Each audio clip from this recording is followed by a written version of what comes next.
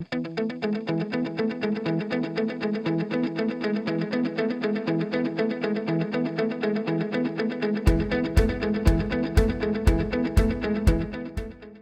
right, good evening, everyone.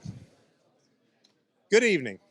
So if it sounds strange that I'm talking to a microphone, but you can't really hear me any louder, it's because this is for the folks that are joining us from all over the globe. Welcome, not only to everybody here in the room, but welcome to those folks joining us live. I'm Ken Tate. I'm the Director of Engagement and External Relations here with the Department of Computer Science, and I'm honored to welcome all of you here tonight. Hopefully you're in the right room. This is for the LabCorp Leadership in Technology Speaker Series, right? Yeah, nobody's in the wrong place. Well, we just want to welcome you, give you a couple of little housekeeping notes before we get started. Now's a great time to silence the cell phones, turn off anything that might be a distraction, and know that we are streaming this live and videotaping it at the same time. So if you'd like to go back and look at it, or if you had a friend who couldn't make it tonight and they would like to see it later on, it only takes us about 3 or 4 days and we'll have it up there. This series, we just want to thank the folks. Anybody here tonight from LabCorp? Sometimes they're able to make it tonight. It doesn't look like they are, but we're just so thankful to them for their support of this series. It was a 3-year commitment. We're right smack in the middle of it. This is the first talk for the spring. We got another 1.5 years on this, and you know, it'll just keep on going. But if you don't know the history behind this, and many students don't, it started 15 plus years ago as the Fidelity Investment Series. And so this is about our 100th talk or so. So we're very pleased to have had a series that has become iconic and one of the more established series here on campus. We've tried to tackle the topic of leadership in technology because it's just a little bit different. We take on different topics with every talk, everything from artificial intelligence to cybersecurity. Tonight we're going to do something completely different. We're going to talk about what it's like to be in the C-suite, what it's like to get there, and what it's like to stay there. So I'm going to make the official introduction tonight of our speaker. We're very happy to have Trisha Price with us. She is the Chief Product Officer, the CPO. I forgot to make an announcement. I'm sorry. For grad students who are here from computer science, there's a gentleman here, if you'll raise your hand. If you have not swiped your card with this gentleman, he's going to be around after the talk and he'll do that. If you need a form signed, I will be down front and can sign them. And if they're here, anybody here from the honors program? There's a gentleman who's in the back. Okay, the gentleman in the very back with his hand up, he has the mechanism for checking you in tonight. So hopefully I've covered everybody. Tammy, does that sound good? All right. Let's go back to Trisha's introduction. I'm sorry about that. All right, so Trisha is the Chief Product Officer, also known as the CPO, with Pendo. Pendo, fantastic company, locally hires a lot of our students as interns, converting them to full-time. So we're very happy and thankful for you guys for being e-partners with us. Prior to that, she was the CIO at Encino, and prior to that, she spent about 20 years in the financial services and technology sector, holding a number of senior leadership positions with companies like Primatics Financial, large enterprises such as Fannie Mae and John Hancock. And really exciting news is that this past weekend, she was nominated at the Global CPO 20, or for the Global CPO 20, which celebrates the most influential and innovative chief product officers around the globe. So we're very, very proud and happy to have her with us. Ladies and gentlemen, tonight will you welcome Trisha Price. Thanks, Ken. Thanks, Ken. I think Ken forgot about the most important part, that I'm a graduate of NC State. Yes, I do. Welcome home. That's right. That's right. No, thank you for having me today, and hopefully this talk is helpful. We'll have plenty of time for Q&A at the end, and so want this to be interactive and hopefully useful for all of you. As Ken said, I'm the Chief Product Officer at Pendo, which is just down the street at 301 Hillsborough. Hopefully you've looked up and seen the pink in the sky. We love our pink color. It's bold and it's different, and hope as you drive by you recognize it. And I do recognize some interns and employees from Pendo that are here today, so thank you for that as well.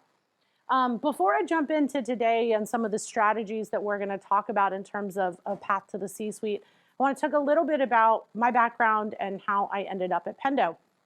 Like I said, I started off here at NC State. I was a math major here. back when there was a round building called Harrelson, smack dab in the middle. And this was sort of a dream, and I think probably some cow fields that were just kind of getting started over here at Centennial Campus. From there, I came out of the math program, and I did start as a software engineer right out of school here. And then I went back to school and I got my master's from Harvard, and then went through a series of different roles in technology, built a very strong technical foundation before I started moving into management roles, which we'll talk about more as we go through the day. Eagle Investment Systems will be a little bit of an aha moment, and I'll tell a story from working there, but that was the first product company that I worked for. And the reason that's important in today's talk and my experiences is because as a product company, when I was a software engineer there and eventually a development manager, I was a part of creating what we actually sold, which is the same as Pendo, right? Like the software product was the company. It was the goods that we were selling versus being in a large engineering department where you're working on things. And both have incredible opportunities, but they are important in terms of some of these strategies in my personal path to the C-suite. As Ken said, right before I came to Pendo, I was the Chief Innovation Officer, Chief Product Officer at Encino, which is a large software company in Wilmington, North Carolina, at Wrightsville Beach, which is actually where I live today. I commute back and forth between there and Raleigh, which is pretty fun because I get to live at the beach and I get all the greatness that comes with living here in Raleigh at the same time.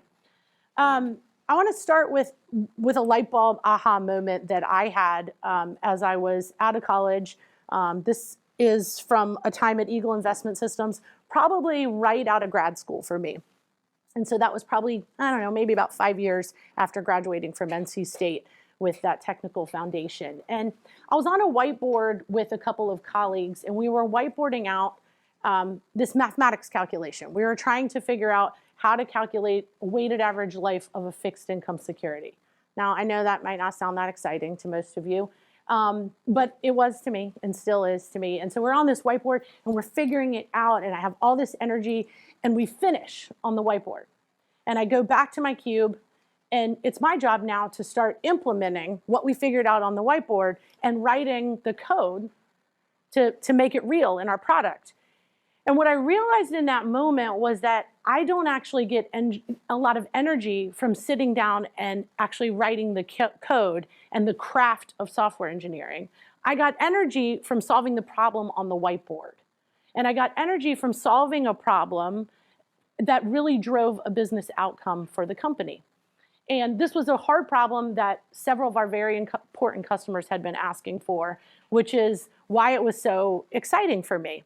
And so that aha moment was a big part of me realizing that while this technical foundation was incredibly important and opening up lots of opportunity for me, where I wanted my path to go was a little bit more of a leadership route, somewhere where I could be at the C-suite making big decisions for the company that were influential, that helped create success for not just me and for the company, but for all of our employees and our teams. And so for me, that was an aha moment. For each of you, that may or may not be your choice or your path or what you want. The key here is learning that and having the experiences. And then once you have that aha moment, leveraging the technical foundation that begins here at NC State. So before we go into it, I've used this term C-suite a few times. And then I started asking myself, when you were in college, did you know what a C-suite was? And then I was like, I don't know. So the C-suite, in case you don't know, is the group of executives running a company. Typically, their title starts with chief. So you all have heard of a chief executive officer, a CEO, but also the CFO, the CTO, and for me, the chief product officer. My title is chief product officer typically only exists at companies like I was talking about earlier, where the software product is the thing that they sell out there in the industry. So my role as chief product officer is really understanding the market. What are we going to create? Who are we going to sell it to? Figuring out what they need, and then working with our engineering teams to make that come to life and make that happen. For these CEOs, for this C-suite, this is, I thought, a pretty interesting statistic. 34 out of 100 top performing CEOs have engineering degrees. So this is just more proof that this engineering foundation is really a great path to whatever it is that you want to do. Some of the most famous executives that you all know across the industry have engineering degrees. Larry Page, Jeff Bezos, Tim Cook. And here you see a quote from Indra around STEM. Why is STEM so important? How do we make sure that we continue to encourage STEM? And I think this is important because it's not just about getting the degree and then jumping to something else. I spent 5-8 years really working through and getting more detailed understanding of how to take the skills that I learned here at NC State and at Harvard and get hands-on experience with a broad team and continue to deepen those skills before I started moving down the management path. And I think you'll see a similar experience for some of these incredibly successful and famous folks. So today we're going to talk about 3 key strategies in terms of using your technical degree to get to the C-suite. First is leaning into that technical background, which we've already started to talk about a little. The second is putting yourself in uncomfortable situations. And we as engineers should be a little bit used to that, right? And we'll talk more about that. And then the last is surrounding yourself with different people. Diversity is an incredibly important part of innovation in innovative companies. And so that's a critical part to success on your path to the C-suite as well. So first, let's jump into don't shy away from your technical background. Lean into it. It's a foundation. So one strategy that I've used that's really worked well for me as a part of this is acting as a translator. It's important. Almost every company in the world is a software company or a technology company at this point in some fashion. And so having this technical basis where you can really understand what engineers are saying, doing, thinking, producing, and being able to translate that into something that everyone else can understand is an incredibly important skill. But you can be a great communicator and not be able to do that.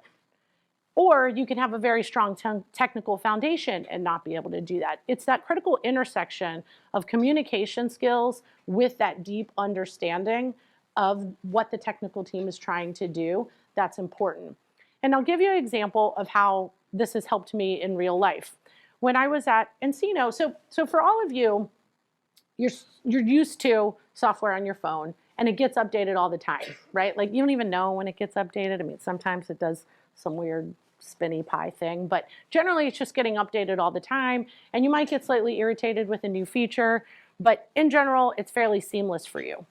If you back up to when I graduated from NC State and started building software, it was not like that. Say, people were building software and new releases were like this gigantic monumental thing and would happen like once a year, and like everyone would freeze. Like it's gonna break, it's gonna be terrible, it would take years for it to happen. And this was a slow shift in the industry, and the companies who were creating software for consumers versus businesses got ahead of this first, and then later everybody sort of jumped on this train of continuous deployment and continuous improvement. And the industry that I created software for at Encino was banks. Okay, I don't know about you guys, but banks still think we should walk in the branch and do things, which none of us want to do ever, right? So this is a slow to change industry. And so as we went through this process of moving from these huge once a year releases to this continuous release process, it was really hard to get banks comfortable. How do I know things aren't going to break? How am I going to train my employees? And so being able to understand the reality of what the engineers were doing and to be able to translate that and to describe to these bankers why it was a good thing for them, not a bad thing, was an incredible, useful thing for me to do and a chance for me to lean on that technical foundation and combine it with those communication skills. Another example of leaning on my technical foundation is a recent story from Pendo. Companies all over the world use Pendo, and it's an analytics company, so we have a lot of data. But companies use this data with other pieces of data at their company, and they all have one of these business intelligence tools. You've probably heard of them, Tableau, etc. Everybody, Looker, right? Everybody has their own BI tool, and they're not just looking at Pendo data, they're taking data from Salesforce or all these other tools that they have at their companies, and they're trying to make sense of it, and they're trying to put these dashboards out that everyone can look at. And so for years, we've had APIs where you could pull data out, but we've been trying to figure out a more automated way to get the data into these tools and provide value for our customers. And like always, the C-suite wants it faster, and there aren't more people to put on it. And so part of my job as Chief Product Officer is to be able to make some of those prioritization decisions, to be able to figure out how do we ship something that customers will love, and at the same time, do it as quickly as possible and spend as little as possible so that we can get something out there. And so this is another example of me having to understand some of the nuances that engineers are bringing up when they say, no, Trisha, this is why it's going to take us another month. This is why we need more time. And for me to say, okay, well, maybe customers don't need it to magically end up in Looker. Maybe if we just put it in files and put it out in the cloud in S3 and other storage buckets, that people can then take it and load it into those tools because they may not want us to have access to those anyway. And so that's just another example of, even though I'm at the C-suite and I'm trying to make prioritization decisions, being able to understand when the engineers bring those challenges to me is super helpful, and a big part of, I think, how I've ended up where I am in my success. Switching gears a little bit away from the technical piece, a second strategy for me in terms of path to C-suite is putting myself in uncomfortable situations. And there's been lots of examples of these. The first has been moving all around the country. I haven't just been able to graduate from NC State and stay in Raleigh, which some of you may have the fortunate ability to do and want to do. In order to get where I am, I've had to take chances. I've had to upheaval my whole family and move to Salt Lake City, Utah, where I didn't know anyone. My kids didn't know anyone. Now, I will say I do love to ski, and there was a lot of fun things to do while I was there. But I took a different type of job. I actually left product, and I was in sales, which we'll talk more about. And I had to try all new things. We didn't have an office there. I had to interview people in the food court of the mall, no kidding, until I found office space. So it was about finding office space. It was figuring out 5 minutes before a big meeting that our printer didn't work, and you're running around doing everything. And so these uncomfortable situations really make you grow and give you opportunity that if you sort of stay in your lane, you may not have the same kinds of opportunity. Some of the other pictures here are examples of me doing big public speaking engagements for thousands of people, including one of them at Dreamforce in San Francisco. I mean, I don't know about you, like raise your hand if you right now love to get up in front of a lot of people and do public speaking. I mean, for real, raise your hands. Okay, so I didn't see any. Ken likes it all right. So it's hard. It takes practice. It's uncomfortable. The first time you do it, you're like, I'm going to black out. I'm literally going to black out, right? And you get used to it, but you have to put yourself in those situations. You can't have a path to the opportunities that I've had if you can't do those kinds of things. And those kinds of things only become more comfortable with practice, which means the first time you try it, it isn't comfortable. And so for me, what this comes down to is that many years ago, careers were much more like a ladder. People talked about career ladders. How do I go from an associate software engineer to a software engineer, from a software engineer to a senior software engineer, from a senior software engineer to a principal software engineer? And those ladders still exist, and that's a perfectly reasonable career path. But most of the time, if you're looking for a path to the C-suite, your career looks a lot more like a jungle gym than it does a ladder. And it requires you to build different muscles that you might not have. And so trying new things like sales, like moving across the country and opening an office, like getting up for the first time and speaking in front of 1,000 people in London, which was one of those things. And it was a 7-minute thing where you couldn't have a slide, right? Like random things like that you have to get comfortable to try. That's how you start to build these various muscles and sort of weave your way around the jungle gym versus this very clear ladder of a framework. Well, tell me how do I get from this step to this step? And it's very clear. When you're trying to navigate a jungle gym, it's a little less clear, and it takes putting yourself in uncomfortable situations. The final strategy here, the third strategy, is surrounding yourself with different types of people. And this personally for me is one of my favorites, especially when I'm talking to engineers. Inclusive companies are 1.7 times more innovative. And of course they are, right? How do you innovate? How do you disrupt? How do you create something that no one else has created before if everybody in the room looks the same, thinks the same, acts the same? You have to have people willing to challenge each other, which means they have to come to the table with different points of view. Diverse teams are 87% better at making decisions. Diversity to me I think diversity is complicated. It's not just one thing. It's not just gender diversity. It's not just racial diversity. It's also education and where you went to school and classes. Like, for example, Pendo loves NC State computer science graduates, right?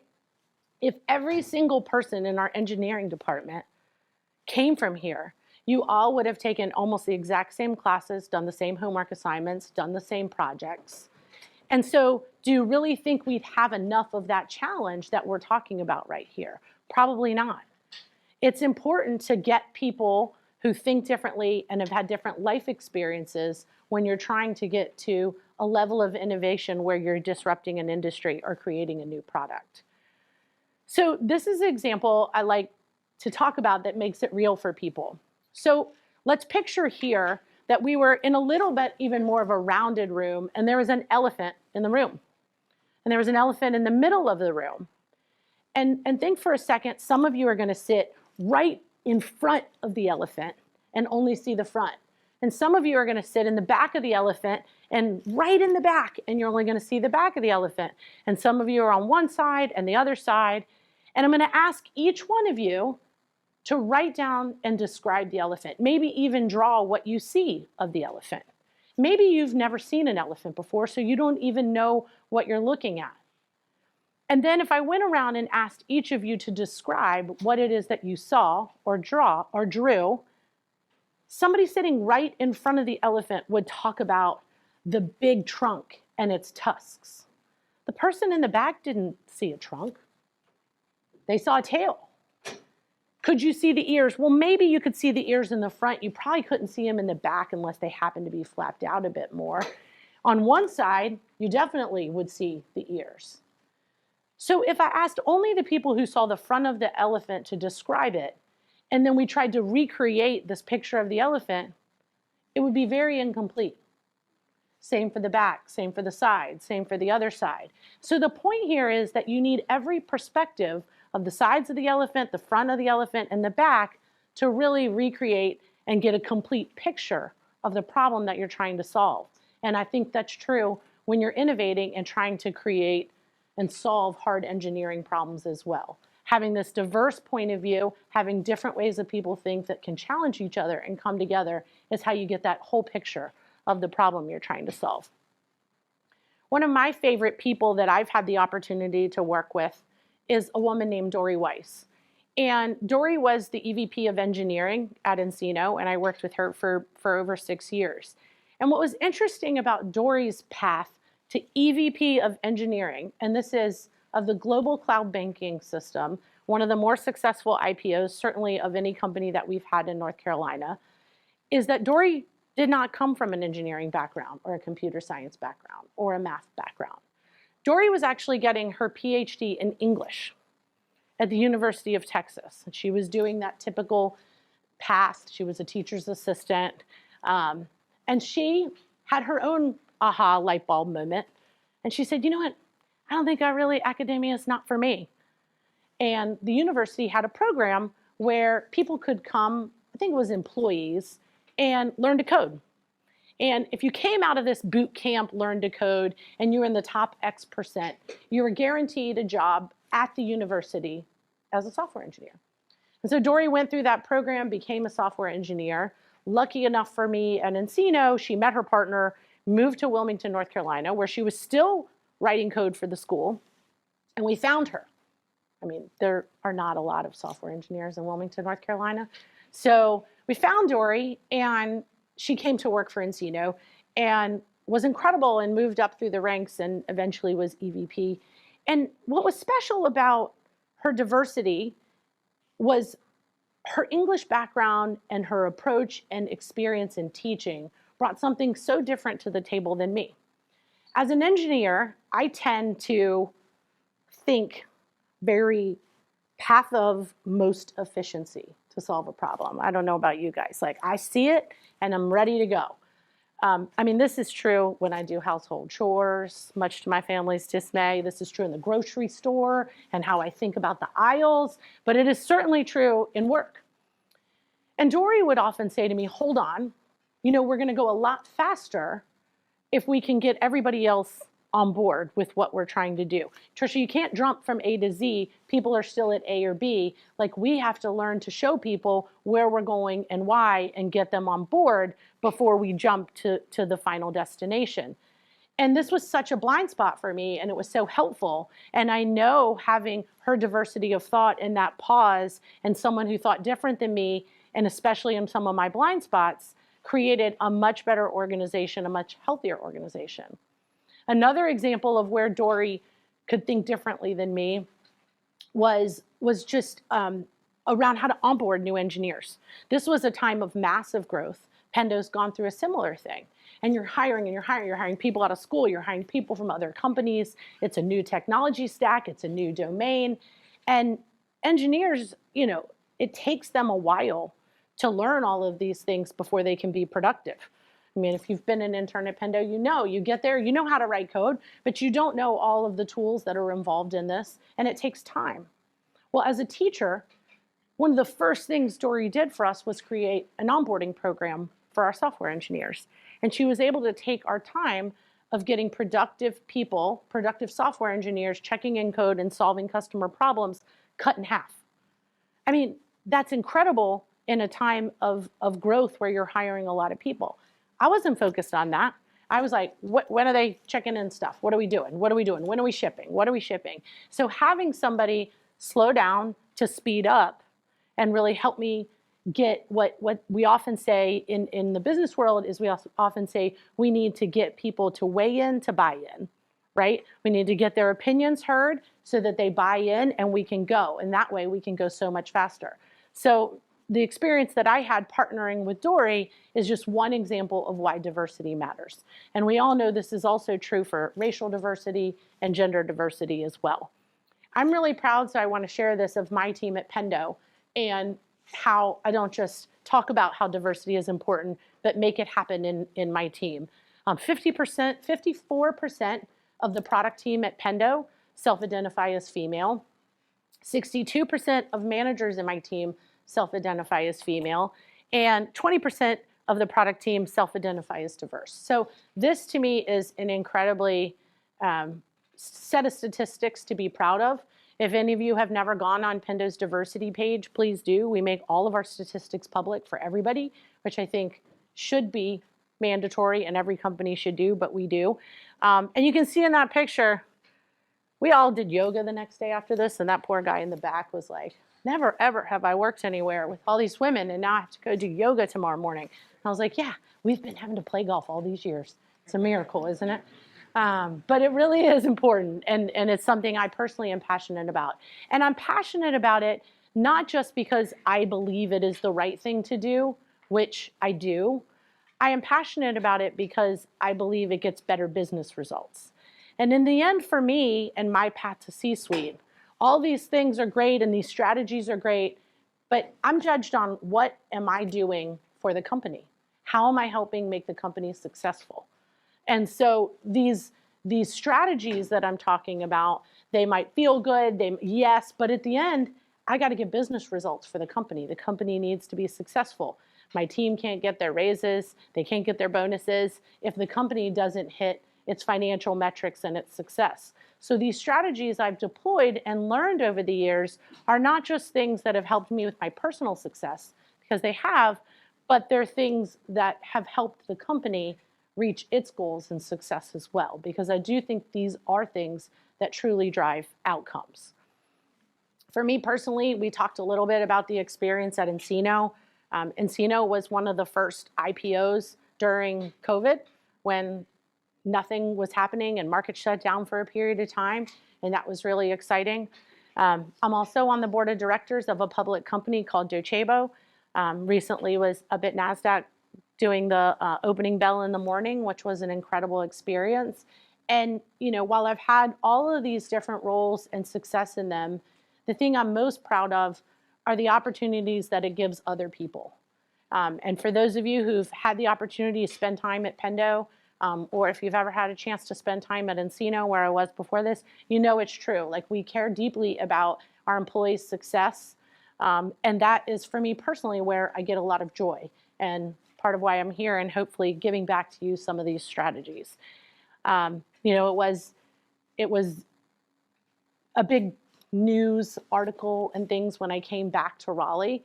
And it was exciting because I think the community understood that because I had had some of these other successes on boards and at Encino, what that could mean for the town in terms of Pendo's success as well.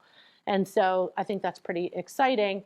And it was really exciting for me because as an NC State grad, a lot of my friends are here in Raleigh, and it's pretty fun. They would open up the News and Observer, and they'd be like, oh my gosh, your picture is in here. We did not know about this, which is pretty fun. So that was exciting as well. But, I'm going to open it up and spend the next bit of time answering your question. Any question is great, but I hope you do walk away with those 3 key strategies that we talked about.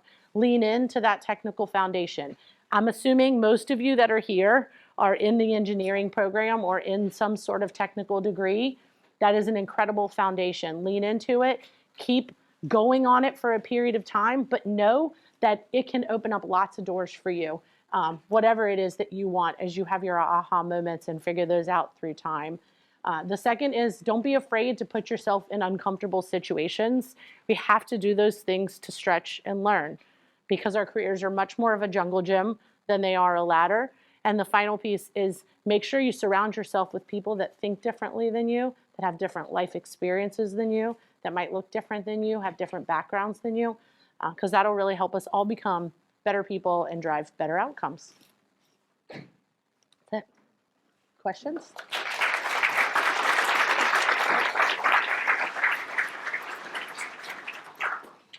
Question.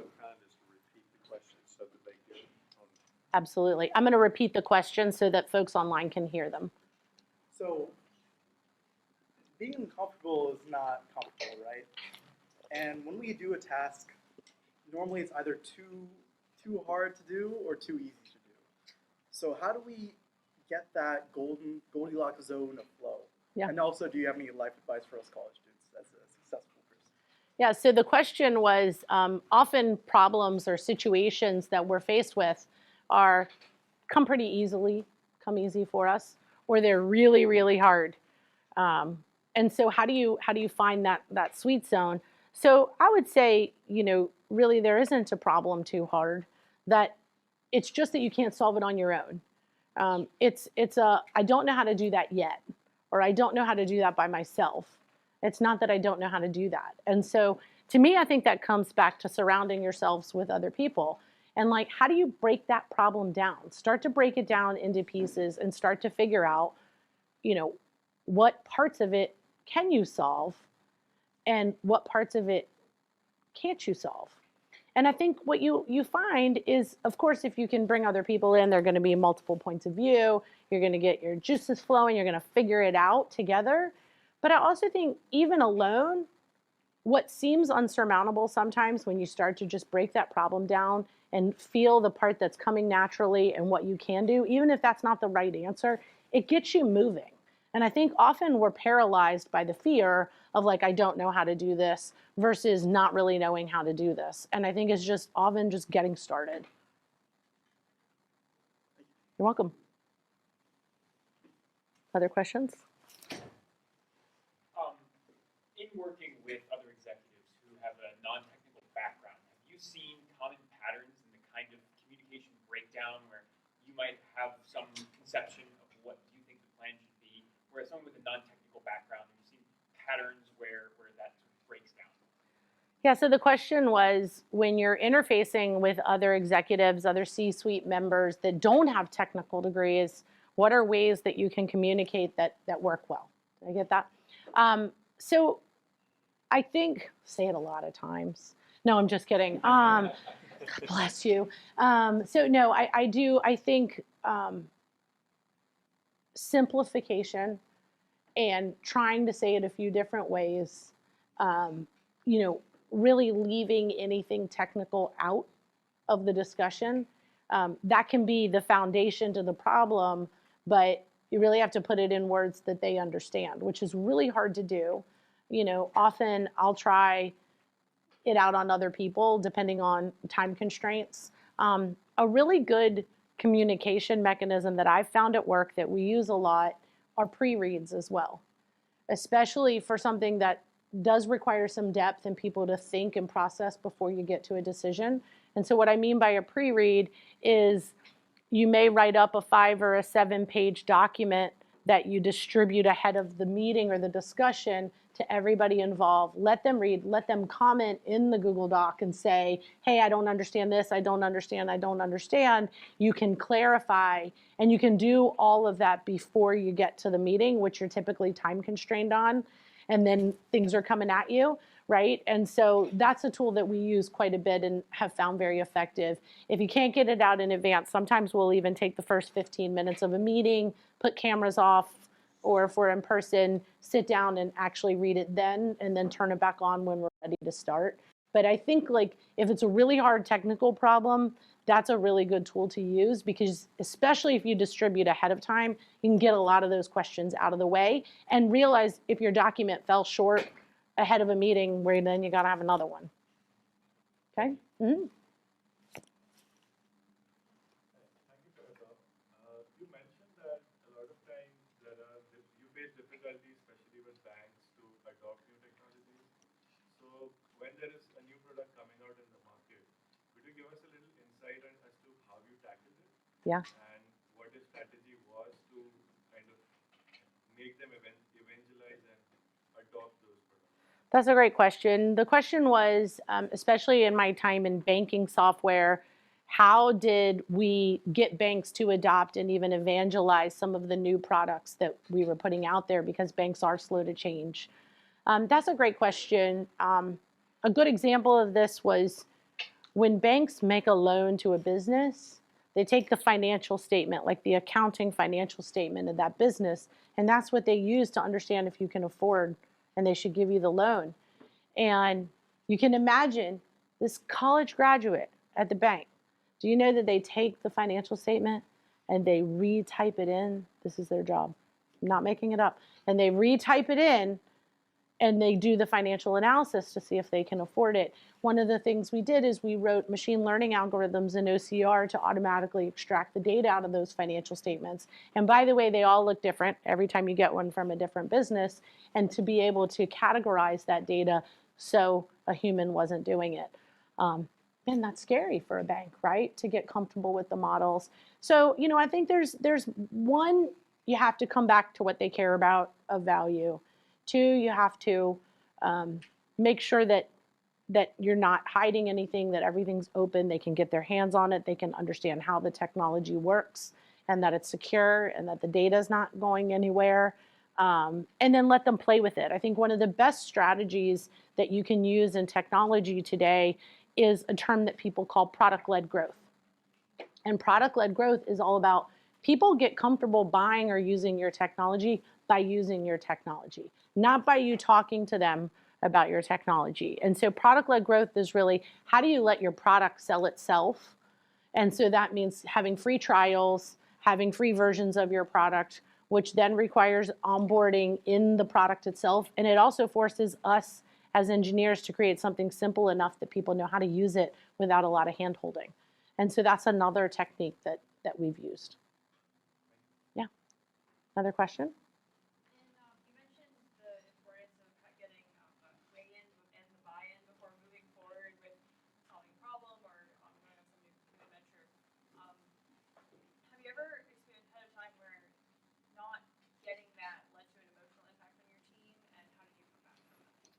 Yeah, certainly. The question was, I earlier made the comment about weigh-in to buy-in, and have I ever skipped that step, not had the weigh-in to buy-in, moved forward, and had pushback from my team? Certainly for me, that's happened a lot of times over my career, especially for me and my bias to act and my activator mentality. I like to go And sometimes I'm like, do we really have to talk about this again? Can't we just move? And so certainly for me, that has happened. And you know, for me, what I've often found is what you go slow, right? Like when people, not everyone's going to agree ever. And the point of weigh-in to buy-in is not to get everybody to agree because you can't. But it's at least to allow people to feel heard and for them to understand the why and to voice it before you move on and agree to move forward. And so certainly I have forgotten that step in haste. And I think, you know, you lose people. Either they leave the company or they don't work their best work on that project because they don't believe in it and they didn't feel heard, or they move to a different team, or they just don't do their best work. And in general, you may have lost a great employee, or at least even if you didn't lose them from the whole company, you lost their hearts and mind as a part of this project. And there's a business impact to that for sure. Other questions? Yes. So the path to get to a C-suite is sounds very there's a lot of struggles and it sounds challenging, and I recognize that. So the question I want to ask is like, how do you like keep professional life and get to that phase in like your social life like separate? Like, what are some tips that you learned along the way that you could share to any of us if we ever get on that path? That's a great question. So he asked about work-life balance, and the path to the C-suite is hard. And I talked about some of the difficulties and how do you balance those things. So, you know, I won't sugarcoat it. There are things I've missed. I've missed kids' plays because I've been on a plane to go make a deal happen. I mean, the worst one, I missed my kid's middle school graduation this year. That is bad, y'all. Don't do that. It's middle school. That's what I said. It's middle school. I missed my kid's basketball game tonight. So, I mean, I wouldn't miss high school graduation, I don't think. No, I'm just kidding. I don't think so. But, you know, so a couple strategies there is I do think it is about quality over quantity.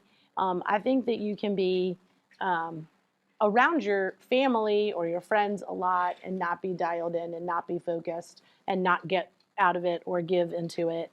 And so at least this is what I tell myself, that is about quality over quantity, because I certainly have made those sacrifices.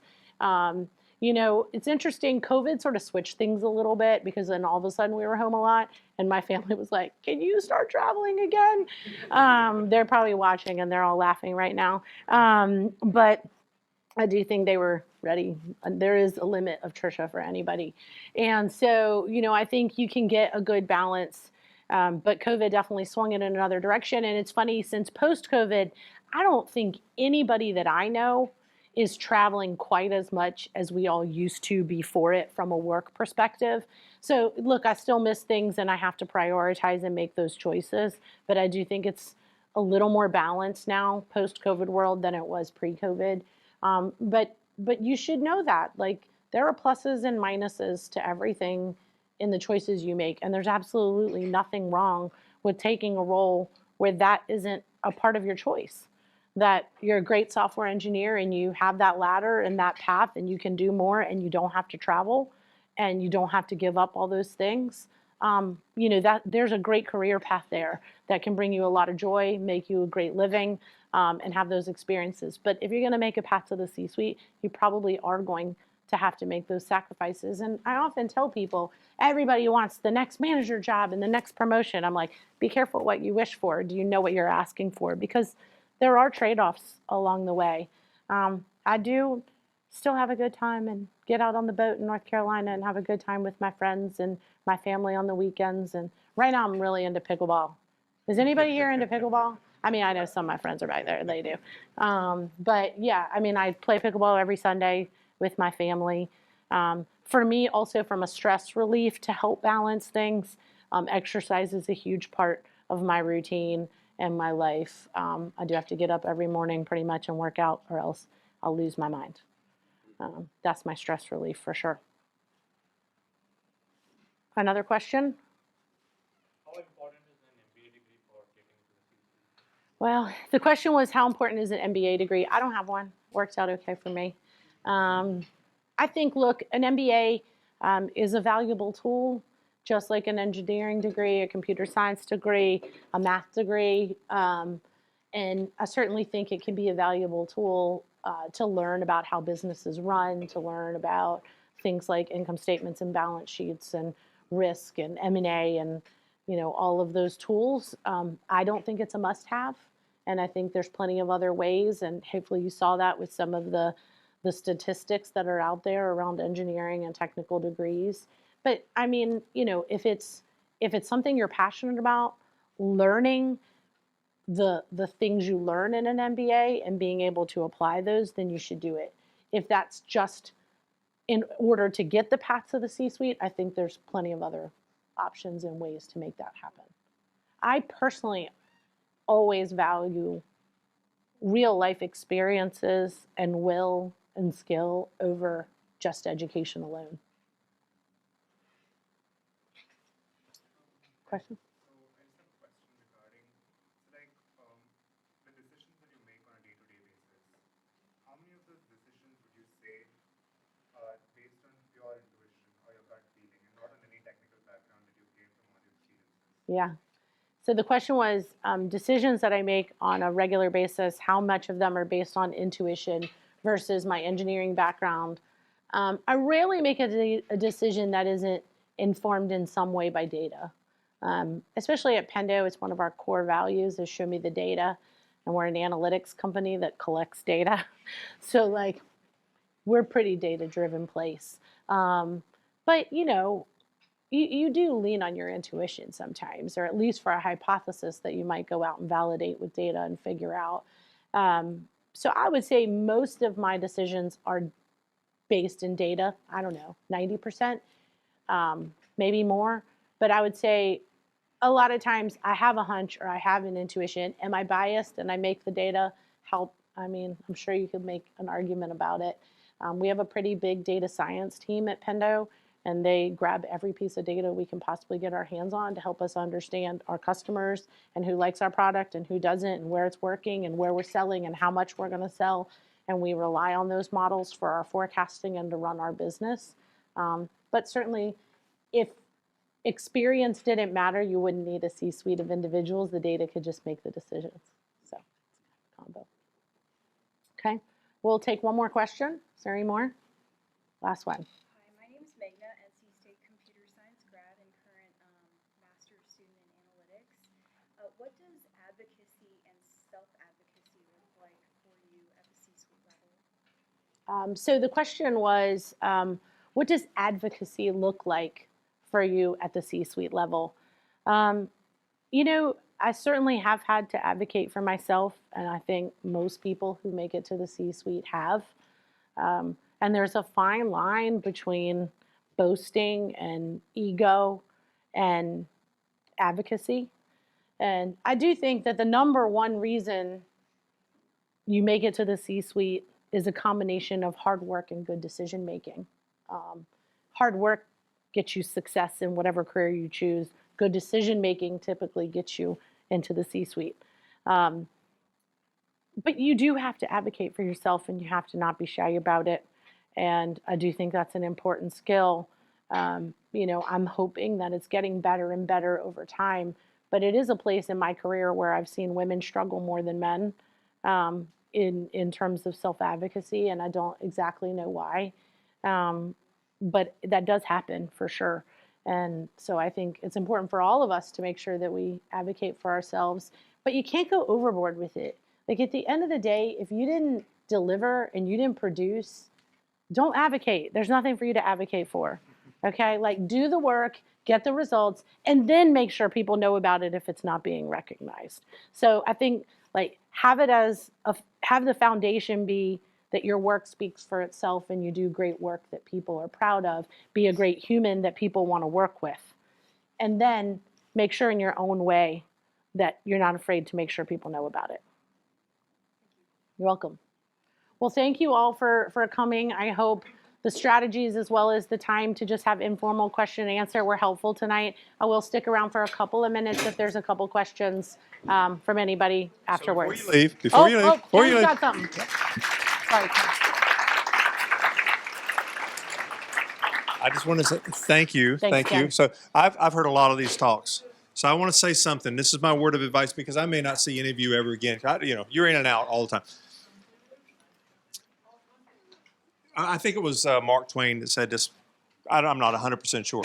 But they said, a smart person learns from their own mistakes, and a genius learns from the lessons of others, okay? So my advice to you is you're not going to be able to have Trisha as your mentor unless you happen to work at Pendo and she has enough time to squeeze you in. Go find a mentor. Go find somebody who can give you this kind of wisdom and advice in your life because that was awesome, okay? Thank you. All those lessons learned, I think everybody in here walked away with 2 or 3 things that they can use. So thank you so much. You're welcome, To those Ken. of you, let me just remind you one more time. Gentlemen down here for grad students in computer science, honors back here. I'll sign forms and come back again in February when Mark Adams from Paratime will be here. Thank you.